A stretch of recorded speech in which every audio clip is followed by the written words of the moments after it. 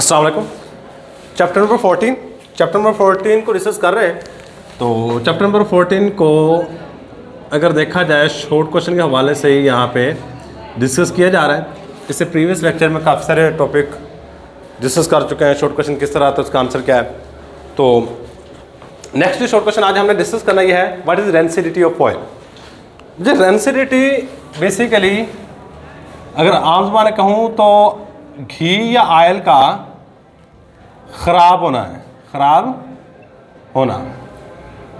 देखो आप मक्खन लो, उसको 1 महीने के लिए रख दो, उसमें खट्टी खट्टी स्मेल आनी शुरू हो जाती है। अब वो जो खट्टी खट्टी स्मेल आ रही है वो बेसिकली रेंसिडिटी की वजह से हो रही होती है। अब वो खट्टी स्मेल आती क्यों है, उसकी रीज़न लिखेंगे। कहते जब ऑयल वगैरह स्पॉइल होता है, उसमें जो बदबू आ रही होती है, स्मेल आ रही होती है, अनप्लेजेंट स्मेल, उसको हम रेंसिडिटी कहते हैं। उसको क्या नाम दे देते हैं, स्पॉइलेज ऑफ ऑयल या फिर घी प्रोड्यूस अनप्लेजेंट स्मेल,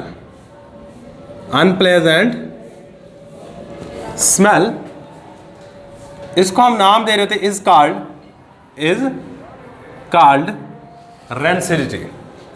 भाई रेंसिडिटी की अगर काज देखी जाए, वजूहात देखी जाए किन वजह से रेंसिडिटी हो सकती है, तो ये हो सकती है हाइड्रोलिटिक रिएक्शंस की वजह से और ऑक्सीडेटिव रिएक्शन की वजह से, ऑक्सीडेटिव रिएक्शंस की वजह से ये वाला सारे का सारा काम हो रहा होता है। ये 2 मेन रीज़न है। अब इसमें पता क्या होता है, हमारे पास अगर फैट या ऑयल का जनरल फार्मूला देखा जाए तो ये हमारे पास इसका जनरल फार्मूला है।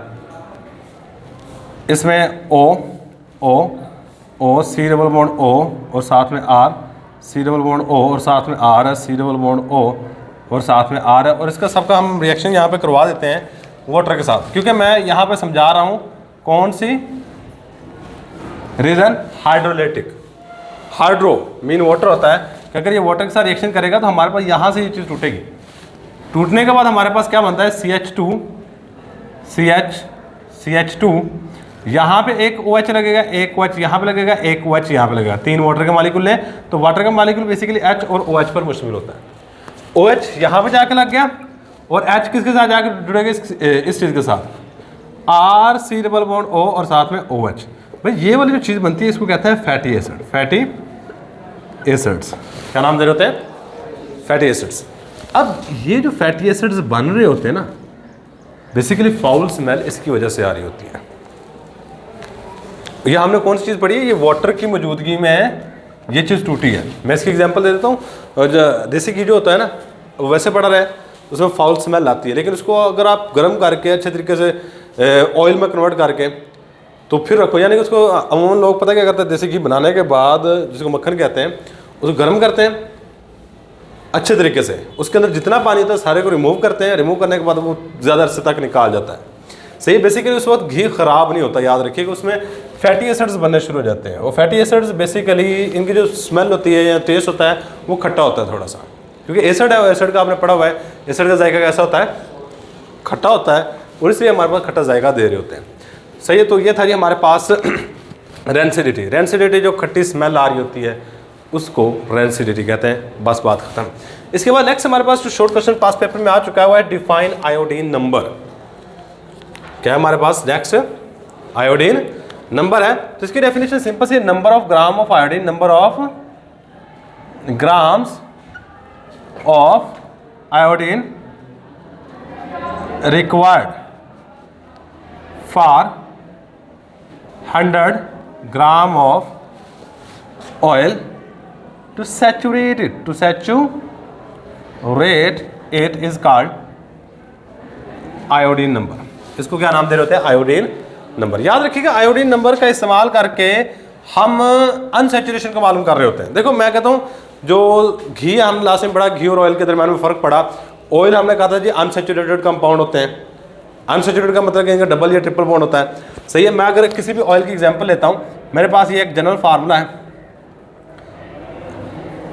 आपने पढ़ा हुआ C double bond O, C double bond O, मैंने ऊपर आर लिखा है। आर जो है हमारे पास ये कोई लंबी चेन हो सकती है, सॉरी यहाँ पे दरम्यान में ओ आना था, ओ यहाँ पे भी दरम्यान में ओ और यहाँ पे भी दरम्यान में ओ। यहाँ पे दरम्यान में क्या आएगा, हमारे पास आर आएगा। आर में हमारे पास लगा था CH2 single bond CH double bond CH single bond CH2 double bond single bond CH double bond CH2। Same काम मैं यहाँ पे कहता हूँ CH2 single bond CH double bond CH single bond CH double bond CH2। मैं same काम यहाँ पे करता हूँ CH2 CH2 CH2। अब देखो ये वाला जो हमारे पास कंपाउंड है ना, एक ये अनसैचुरेटेड है, और जिसमें डबल या ट्रिपल बॉन्ड आए उसको हम क्या नाम दे रहे होते हैं, अनसैचुरेटेड कंपाउंड का नाम दे रहे होते हैं। सही है। तो आपने ये चीज़ पढ़ी हुई है कि जो आयोडीन है अगर डबल बॉन्ड हो, आप इसमें आयोडीन को ऐड करो तो डबल बॉन्ड किस में कन्वर्ट हो जाएगा, सिंगल बॉन्ड में, और यहाँ पे एक आयोडीन लगेगी और एक आयोडीन का एटम यहाँ पे लग जाएगा। अब अगर आप इसमें आयोडीन ऐड करते हो तो आयोडीन कहाँ पे जाके जुड़ेगा, डबल बॉन्ड के अक्रॉस, यहाँ पे एक जाके जुड़ जाएगा, एक डबल बॉन्ड यहाँ पे, जिस डबल बॉन्ड को सिंगल बॉन्ड में कन्वर्ट करेगा, एक आयोडीन यहाँ पे और एक आयोडीन यहाँ पे। सेम काम यहाँ पे काम चलेगा, आयोडीन आयोडीन और ये डबल बॉन्ड सिंगल बॉन्ड में कन्वर्ट हो जाएगा, और यहाँ पे डबल बॉन्ड सिंगल बॉन्ड में कन्वर्ट होगा और यहाँ पे आयोडीन जाके जुड़ जाएगा। बेसिकली आयोडीन नंबर हमें ये बता रहा होता है कि किसी कंपाउंड में कितनी अनसैचुरेशन मौजूद है। मतलब यहाँ पे अगर मैं एक सिंपल सी बात लिखूँ तो हम ये कह सकते हैं कि iodine number is directly proportional to unsaturation.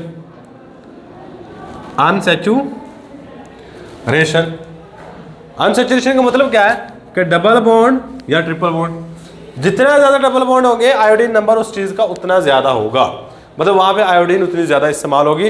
इस चीज़ को हम नाम दे देते हैं आयोडीन नंबर का। आयोडीन नंबर के बाद नेक्स्ट हमारे पास जो एक शॉर्ट क्वेश्चन है वह है एसिड नंबर। एसिड नंबर बता दो बच्चे, स्पोनिफिकेशन नंबर हमने जो पढ़ा हुआ है ऑलमोस्ट एसिड नंबर उसी की तरह का है, डेफिनेशन भी ऑलमोस्ट वही है। लेकिन एक बात याद रखिए, इसमें हम किस चीज़ को पता कर रहे होते हैं। इसमें हम देखो, ये हमने पढ़ा ना, जब घी वगैरह या ऑयल वगैरह जब ख़राब होता है तो उसमें क्या पैदा होते हैं, कितने फैटी एसिड पैदा हुए। इस चीज़ का पता लगाने के लिए हम एसिड नंबर का इस्तेमाल करते हैं। मतलब जब बहुत ज़्यादा इस्तेमाल पैदा हो गए तो वो ऑयल इस्तेमाल या घी वगैरह इस्तेमाल के काबिल नहीं रहता, इसलिए हम इसको देखो, ये इसको कहते हैं फैटी एसिड्स, कार्बोक्सिलिक एसिड्स है acid group, that's why it is known as acid number. Definition same है, द नंबर ऑफ मिलीग्राम्स, जो स्पोनिफिकेशन नंबर की थी, the number of milligrams of NaOH and KOH, या और आएगा सॉरी, और NaOH या KOH के कितने मिलीग्राम चाहिए to neutralize the 1 gram of oil और फैट। इसको हम नाम दे रहे होते हैं स्पोनिफिकेशन, सॉरी एसिड नंबर। बच्चे इससे आप किस चीज़ का पता लगा रहे थे, it is use to determine, इसको मालूम करने के लिए इस्तेमाल किया जाता है free fatty acid, free fatty acids, कितने फैटी एसिड्स पैदा हुए, इस चीज़ की मिकदार का पता लगाने के लिए हम किसका इस्तेमाल कर रहे होते हैं, एसिड नंबर का पता कर रहे होते हैं। अच्छा, इसके बाद हमारे पास नेक्स्ट जो चीज़ आ रही है इसको पढ़ लो, right down the structural formula of cholesterol. इसके बाद हम लिपिड की इंपॉर्टेंस पे जाएंगे। कोलेस्ट्रॉल का स्ट्रक्चर फार्मूला क्या है, पास पेपर में काफ़ी दफ़ा शॉर्ट क्वेश्चन के तौर पे आ चुका है, तो स्ट्रक्चर फार्मूला है तो ओनली स्ट्रक्चर फार्मूला बनाएगा। पहले नंबर पे यही याद रखिए कि बच्चे कोलेस्ट्रॉल भी बेसिकली क्या है, हमारे पास क्या है, लिपिड्स है, लिपिड ही है ना। जब घी वगैरह है इसके अंदर कोलेस्ट्रॉल पाई जाती है, आपके जिस्म में जाकर स्टोर होती है, नालियाँ बंद हो जाती हैं, सही है, तो ये आपने पढ़ा होगा। तो हमारे पास बेसिकली स्ट्रक्चर फार्मूला आपने ड्रा करना है। स्ट्रक्चर फार्मूला क्या है जी, इसमें 3 तो रिंगें हैं जिसमें 6-6 कार्बन है। देखो ए जो रिंग है इसमें भी 6 कार्बन है, बी रिंग है इसमें भी 6 कार्बन है, सी रिंग है इसमें भी 6 कार्बन है, लेकिन जो डी रिंग है इसमें 5 कार्बन है। ये याद रखना है, 1 carbon, 2 carbon, 3 carbon, 4 carbon, 5 carbon, बाकी सब में कितने हैं? 6 कार्बन। सही है। एक डबल बॉन्ड है बी रिंग में, यहाँ पे डबल बॉन्ड पाया जाता है, बस ये बात याद रखनी है। और ए रिंग में साथ में कहाँ पे क्या कौन सा ग्रुप जुड़ा हुआ है? Hydro oxide. और यहाँ पे आपने एक CH3 और यहाँ पे आपने एक टॉप के ऊपर लगा के ना कार्बन एटम, इस सीधी लाइन में 1 2 3 4 5 6 कार्बन एटम सीधी लाइन में लगाने हैं। सही है। एक CH3 यहाँ पे और एक CH3 सेकेंड लास्ट कार्बन पे आपने लिख देना है। ये सिंपल रटे वाली चीज़ है, कुछ ज़्यादा कॉन्सेप्ट वाली चीज़ कॉन्सेप्ट वाली नहीं है। सही है। ये हमारे पास कोलेस्ट्रॉल का जनरल फार्मूला है। इसके बाद हमारे पास नेक्स्ट जो शॉर्ट क्वेश्चन आ रहा था वो है right down the importance of lipids. Lipids की इंपॉर्टेंस लिखें, मतलब लिपिड को कहाँ कहाँ पे इस्तेमाल किया जाता है। सही बच्चे, मैं लिपिड कुछ एग्जांपल दे देता हूँ, आपकी नॉर्मल जिंदगी में काफ़ी ज़्यादा इस्तेमाल होता है। पहले नंबर पे लिपिड कहाँ पे इस्तेमाल हो रहा है? घी और ऑयल वगैरह जो घरों में इस्तेमाल किए जाते हैं, ये लिपिड्स है। इसके बगैर आपकी लाइफ मैं कहता हूँ पॉसिबल ही नहीं है। आप खाना बनाने, कोई भी खाना ले लो, मैक्सिमम खाना बनाने में आपका यही चीज़ें इस्तेमाल की जाती है। घी को या ऑयल को इस्तेमाल करोगे तो हमारे पास सबसे पहली जो चीज़ है वो हम इन चीज़ों को किसके तौर पे इस्तेमाल कर रहे हैं? फूड के तौर पे किस तरह? Oil and ghee is used for cooking. इसके बाद सेकंड नंबर की बात की जाए तो बच्चे एनर्जी सोर्सेज बड़े अच्छे हैं। एनर्जी, सही है। ये हमें क्या कर रहे होते हैं? प्रोवाइड एनर्जी,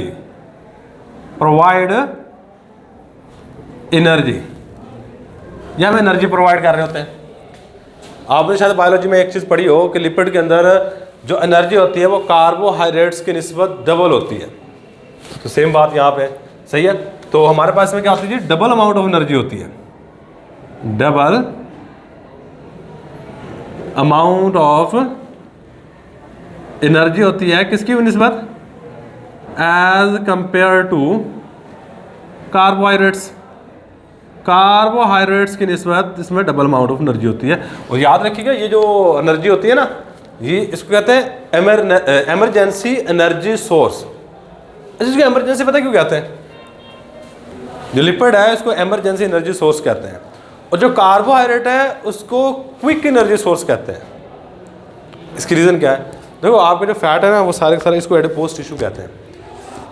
ये जो पेट के अंदर होते हैं, इसमें फैट स्टोर होता है।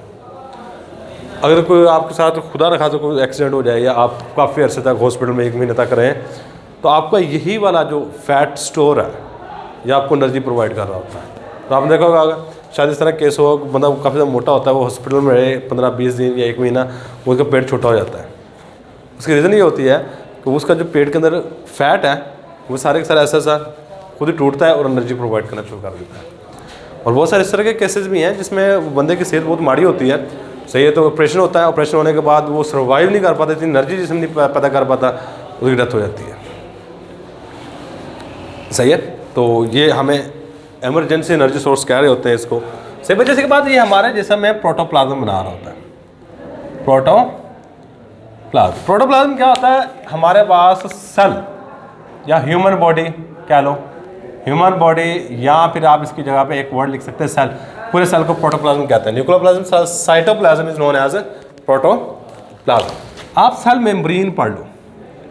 सेल मेम्ब्रेन की स्ट्रक्चर भी पूरी की पूरी आपने पढ़ी होगी। सेल मेम्ब्रेन 2 चीज़ों के मिलने से बनती है। किन 2 चीज़ों के? प्रोटीन एंड लिपिड्स, सही है। आपने अगर पढ़ा हो प्रोटीन इंसानी जो सेल मेम्ब्रेन बना रही होती है ये तकरीबन 60 to 80% होती है, और लिपिड्स हमारे पास होते हैं 20 to 40%। आपने सेल मेम्ब्रेन की स्ट्रक्चर पढ़ेगी, फ्लूइड मोज़ेक मॉडल, वो कहता है जी हमारे पास जो लिपिड बाइलेयर है उसके अंदर प्रोटीन दूसरी होती है, सही है। तो ये आपने पढ़ा हुआ है। इसके बाद आपका सेंट्रल नर्वस सिस्टम CNS, इसको बनाने में हमारे पास यही सेंट्रल नर्वस सिस्टम कह लो, ये पेरिफेरल नर्वस सिस्टम, सही है। हमारे इसका जो सबसे मोस्ट इंपोर्टेंट पार्ट है सेंट्रल नर्वस सिस्टम को, वो है न्यूरॉन्स। न्यूरॉन्स की बात की जाए तो हमारे पास न्यूरॉन की स्ट्रक्चर कुछ इस तरह की होती है। इसमें एक पहले नंबर पर सेल बॉडी होती है इस तरह की,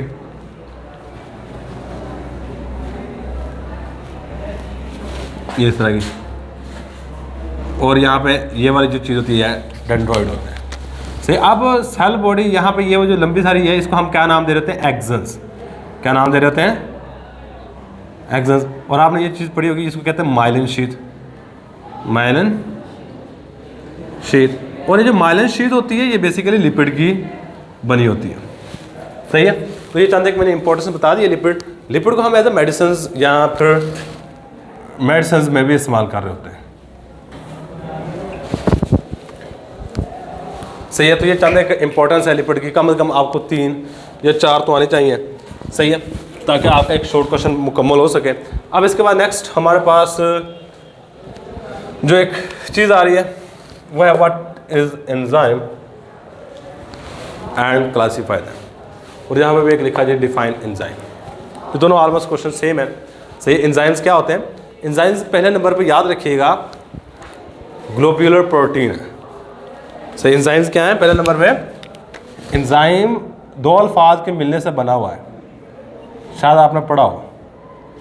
एंजाइम, एक वर्ड इसमें इन है और एक वर्ड जाइम है।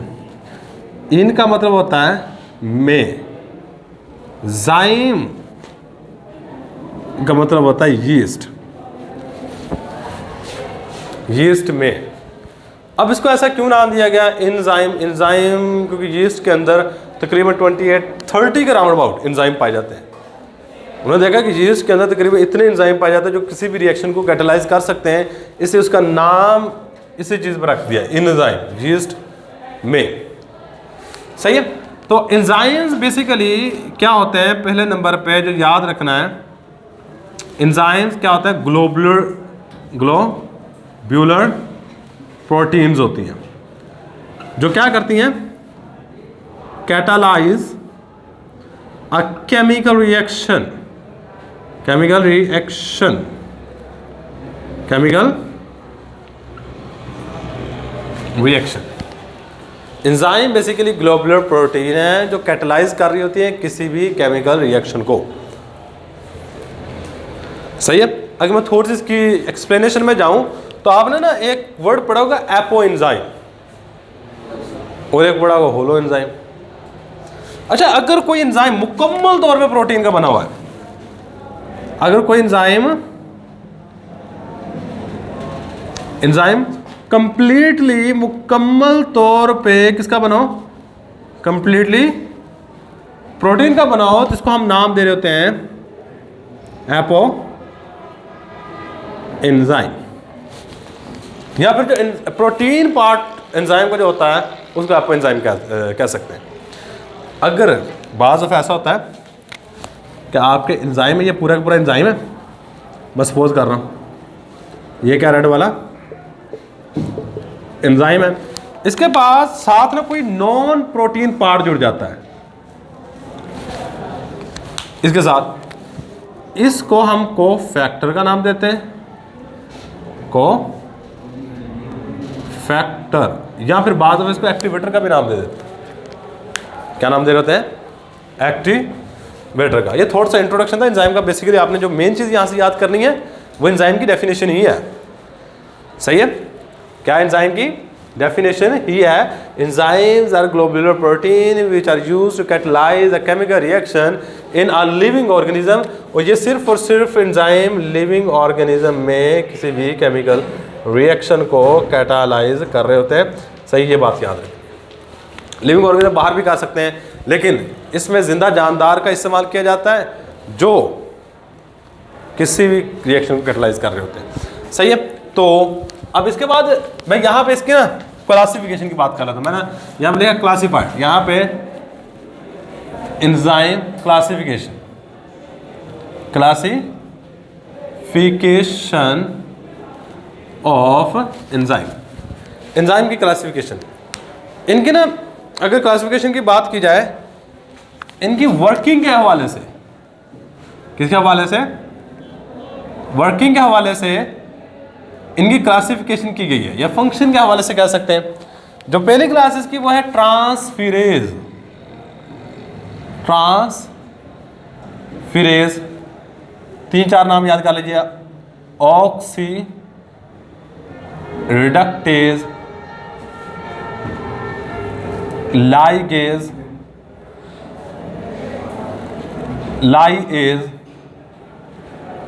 हाइड्रोलाइज, ये हमारे पास कुछ क्लासेस है। मैं आपको बता दें ट्रांसफेरेज क्या करता है कि ऐसे केमिकल रिएक्शन को कैटलाइज करता है जिसमें एक ट्रांसफर से निकला है वर्ड, जिसमें एक केमिकल एक शय को दूसरी शय में बदल देता है, या फिर एक फंक्शन ग्रुप को दूसरे फंक्शन ग्रुप में बदलेगा। ऑक्सीडो रिडक्टेज, ऑक्सीडेशन रिडक्शन, ऐसा एंजाइम जो ऑक्सीडेशन रिडक्शन के वाले रिएक्शन को कैटलाइज करे। लाइगेज, जोड़ने वाले, तो जो दो चीज़ों को जोड़ना आपने पढ़ा होगा। लाइगेज एंजाइम कहाँ पढ़ा हुआ है? हाँ, वहाँ पे, ये आई थिंक ट्रांसक्रिप्शन ट्रांसलेशन है, वहाँ पे है लाइगेज एंजाइम। सही, लाइगेज पढ़ा है जो दो चीज़ों को जोड़ने का काम करता है। सही है, लाइगेज भी ऑलमोस्ट दो चीज़ों को जोड़ने का काम करता है, लेकिन जब यहाँ पे जुड़ते हैं ना वहाँ छोटा मॉलिक्यूल निकलता है। सही, हाइड्रोलेज हाइड्रोलाइसिस से निकला है, जो हाइड्रोलाइसिस के प्रोसेस को स्पीड अप करता है उसको हाइड्रोलाइजेज लाइजेज कहते हैं। अच्छा, ये वाला हमारे पास आ गया जी इसकी क्लासिफिकेशन। 4 नाम याद है कि थोड़ी थोड़ी बातें अगर नेक्स्ट याद कर सकते हैं, एक एक लाइन है सेम वो अच्छी। देखो एक एक लफ्ज़ का बनता है नेक्स्ट। लाइगेज जोड़ता है, ट्रांसफेरेज एक फंक्शन ग्रुप को दूसरे फंक्शन ग्रुप में बदलता है। सही है, oxido reductase oxidation reduction reaction को कैटलाइज करता है। सही है, तो ये आधी लाइन आगे है, अगर वो याद कर सकते हैं तो लाजमी कीजिएगा। सही, अब इसके बाद हमारे पास नेक्स्ट जो चीज़ आ रही है वो है right give 4 properties of enzyme. Enzyme की कोई सी 4 प्रॉपर्टीज लिख दे। सही है, तो पहले नंबर पे एंजाइम की प्रॉपर्टी में अगर आप लिखना चाहें तो बच्चे ये ग्लोब्यूलर प्रोटीन होते हैं। पहली प्रॉपर्टी क्या है जी? They are protein. अच्छा, इसके बाद एक मैं बात लिखूंगा स्पेसिफिसिटी के हवाले से। क्या? स्पेसिफिसिटी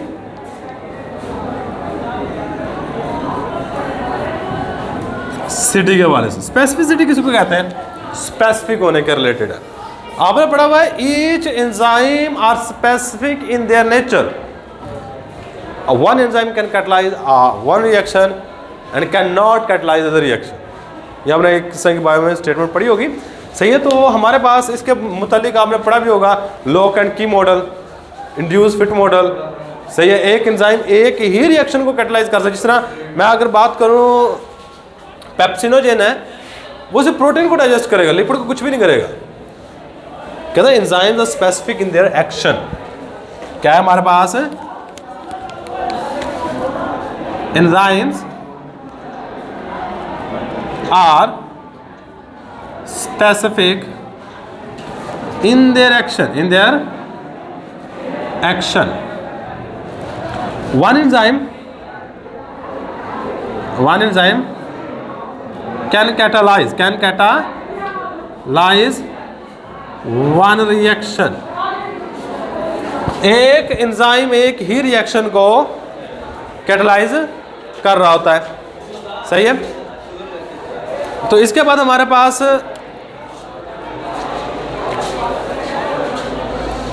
नेक्स्ट एक प्रॉपर्टी है, ये डायरेक्शन के हवाले से है। मैं यहाँ पे डायरेक्शन की हेडिंग थोड़ी सी बना के उसको लिखूंगा। अच्छा, ये डायरेक्शन से क्या मुराद है? देखो, आपने ये चीज़ पढ़ी होगी, रिएक्शन 2 तरह के होते हैं। एक इरिवर्सिबल रिएक्शन है, एक रिवर्सिबल रिएक्शन है। कहते बेसिकली जो हमारे पास एंजाइम होते हैं they can proceed the reaction in both ways.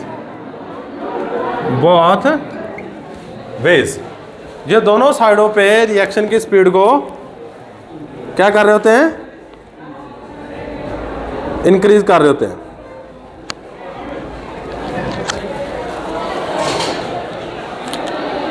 अच्छा, इसके बाद ना एक और चीज़, बेसिकली बहुत हो गया हमारे पास। सही है, एक और भी अगर प्रॉपर्टी करना चाहते हैं, देखो प्रॉपर्टी का मतलब खसूसियत, वो आप ये भी कर सकते हैं कैटलाइज आ केमिकल रिएक्शन। ये क्या कर सकते हैं? हमारे पास किसी भी केमिकल रिएक्शन को कैटलाइज कर सकते हैं।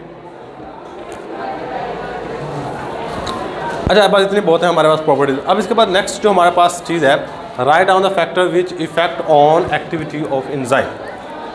ये आपने ना 9th क्लास में पढ़ा होता है, आई थिंक 9th क्लास में एंजाइम वाला चैप्टर होता है ना, 9th क्लास में पढ़ा हुआ है। ये आपने टॉपिक 2nd ईयर में, 1st ईयर में वहाँ पर पढ़ा हुआ है। वहाँ पे कौन कौन से टॉपिक पढ़े हैं? एंजाइम की एक्टिविटी को इफेक्ट कर सकती है concentration of substrate. 2nd number पे था हमारे पास pH, 3rd नंबर पे था टेम्परेचर, इसके बाद रेडिएशन है। सही है, तो हमारे पास पहले नंबर पे है concentration of enzyme and substrate. अब इससे क्या मुराद है? कहता है अगर आप एंजाइम जितना बढ़ाओगे उतना रेट ऑफ रिएक्शन भी बढ़ेगा। कहता है क्या है जी हमारे पास विद द, एक एक लाइन याद रखनी है, याद रखिएगा। Increase the concentration of enzyme, rate of reaction is also increase, rate of reaction is also increase. इसके बाद हमने क्या पढ़ा था? टेम्परेचर। जो एंजाइम होते हैं ना, ये खास टेम्परेचर पे अपना मैक्सिमम काम कर रहे होते हैं। सही है, मैक्सिमम एफिशिएंसी जो होती है, maximum efficiency is at optimum temperature, optimum temperature. अब इसकी रीज़न मैं आपको एक छोटी सी मिसाल देता हूँ, आपको शायद इसकी बात की समझ आ जाए। इंसान की बॉडी का ऑप्टिमम टेम्परेचर 37 डिग्री सेंटीग्रेड है। सही, आपको पता है जब टेम्परेचर 37 यानी कि अगर फ़ारेनहाइट स्केल में बात की 98.6 फ़ारेनहाइट स्केल है, 100 पे जाता है तो नॉर्मल बुखार होता है, 103 पे जाता है तो बहुत ज़्यादा बुखार होता है। सही, 104-5 बंदे की डेथ, 5-6 पे डेथ हो जाती है। जब टेम्परेचर 105 या 6 पे इसको 37 से, मगर मैं डिग्री सेंटीग्रेड में कन्वर्ट करूँ तो 37 से वो जाएगा तकरीबन 39 या 40 तक जाएगा। अच्छा, 40 पे जाने पे बाद बंदे की डेथ क्यों होती है? इसकी रीज़न पता है आपको? एंजाइम इनएक्टिव हो जाते हैं। वो आपके जिस्म में जो एनर्जी पैदा कर रहे थे वो एनर्जी पैदा नहीं होती। जब सेल को एनर्जी नहीं मिलती, ऐसे डेथ होनी शुरू हो जाती है। डेथ होती है, बंदा मर जाता है। सही, बेसिकली वो सारे के सारे चक्कर इस चीज़ का होता है, टेम्परेचर का।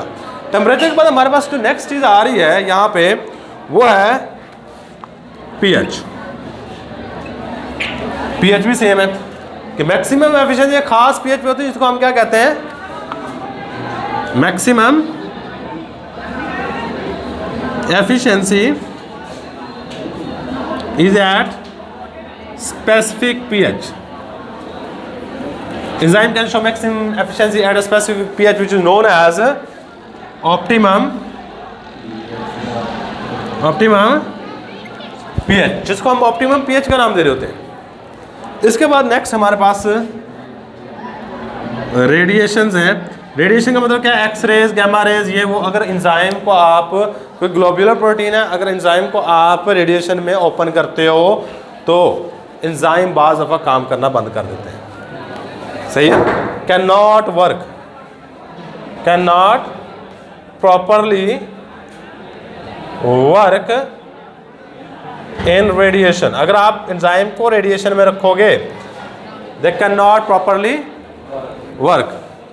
सही है, इसके अलावा एंजाइम की एफिशिएंसी पे और भी फैक्टर असरअंदाज हो रहे होते हैं। वो कौन कौन से हैं मैं यहाँ पे लिख देता हूँ। अदर फैक्टर्स में बता देता हूँ। एक्टिवेटर्स आप पढ़े होंगे, एक्टिवेटर्स, कोफैक्टर, ये वो चीज़ें जो कि एंजाइम की एक्टिविटी पे असरअंदाज हो रही होती हैं। तो ये था जी हमारे पास आज के चंद एक शॉर्ट क्वेश्चन। नेक्स्ट लेक्चर में इस चैप्टर के जितने भी शॉर्ट क्वेश्चन होंगे वो इंशाल्लाह मुकम्मल हो जाएंगे। सही है, ये मेनली कम से कम इतने शॉर्ट क्वेश्चन लाजमी कीजिएगा। एक एक लाइन की डेफिनेशन है। सही है, नोट्स प्रोवाइड कर दूंगा आपको। सही है, तो ये एक सिंपल सी बात आपने याद रखनी है। ये चंद एक क्वेश्चन है जिनको आज हमने डिस्कस किया है। यही हमारे पास आज का लेक्चर। अल्लाह हाफ़िज़।